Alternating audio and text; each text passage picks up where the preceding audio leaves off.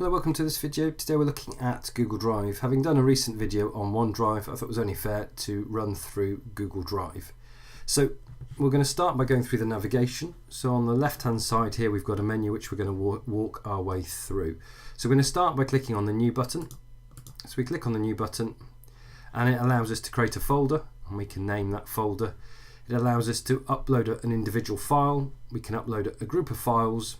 We can create a document, a spreadsheet, a presentation. If we click on the More, we can also create it keeps disappearing on me, a survey in Google Forms. We can use Google Drawing, which is probably one of my favourite apps within the Google Docs, Google Drive collection. You can create a My Map using My Maps. You can create a site. That's a new Google site in Google Drive, and you can also connect more apps. If you click on the plus at the bottom there, you can search for apps which you can then add to make it easier for you to find them. So that's what you can do from the plus. My Drive shows you your drive. My Computers shows you the computers where you've synced your drive to. Shared with Me highlights all the files that you've had shared with you. Recent will give you the files that you've most recently opened. And starred, you can star a file. It's like flagging an email. It allows you to find a file. Maybe it's a file you need for a presentation. To save you having to search for it, you can flag it and then you can find it. The bin is obviously where any files you've deleted go, and they're there for a fair length of time before they're permanently deleted. And down the bottom you can see how much storage you have available. So for the education users, you have unlimited storage. If you're using a personal Gmail account, then you've got 15 gigabytes. So that's the left hand menu. If we then come over to the side here, if we select a file by clicking on it, it brings up a number of different options. So we're going to start with the eye. If we click on the eye, it will allow us to view activity related to that. So we'd be able to see if someone had edited that we shared it with us, that we shared it with. We could see all of the activity related to that. If we click on details, it will tell us where it is. So it's at the top level of my drive, and when it was last edited and by who. So that's by clicking on the eye, having selected a file, and it's the same with a folder. So we'll close that. You can change the view from thumbnail view as it is there to a list view just by clicking on that one, and vice versa. Having selected a file, you can either click on the three dots here to open with, to locate, to remove a star, to rename, to view details, to make a copy, or to download.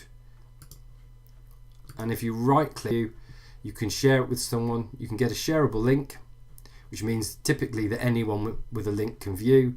You can locate it, you can move it, and there's some other details. You can view details, make copy, download and remove. So you can do that from both right clicking and from clicking on the dots. You've got a fast move to button. You've got a shortcut for delete, a shortcut for preview, shortcut for share, and a shortcut for get shareable link. If we then move up now to the cog, if we click on the cog and go to settings, we can see how much storage we've used, but more importantly, just here we can choose whether we want our files to be converted to Google equivalents so they can be edited in the Google editor, or whether we want to leave them as they are. So if you're looking to use any of the Google Drive apps to edit, save, collaborate on your files, then it's best to have them ticked. And I tend to work solely in Google, so I like all the files I upload, I want to convert to a Google Docs format. So just be aware of that and make sure you tick that. You've also got the ability to sync files, and you can select that and change the appearance, the layout, how densely your files appear by changing there from comfortable to cozy and compact, depending on the type of device that you're accessing it from. So we'll click done there. And as you'd expect, Google is renowned for its search, and you can have quite a detailed search within Drive. So if you've been unable to find it by doing recent or starred, you can click on the arrow here. This brings down a drop down search function. You can choose the type of file that you're looking for.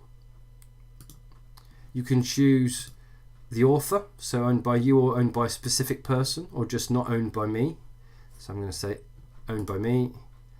And then you can choose where you search, so you can search in the bin or in the starred section.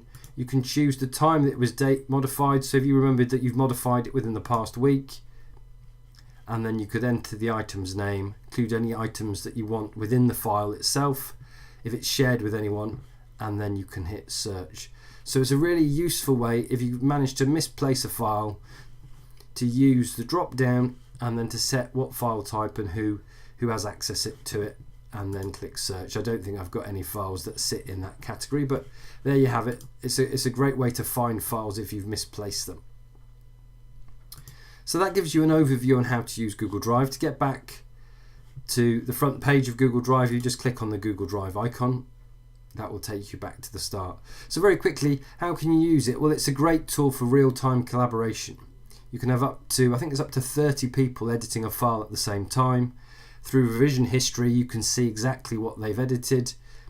There's such a wealth of apps here as well.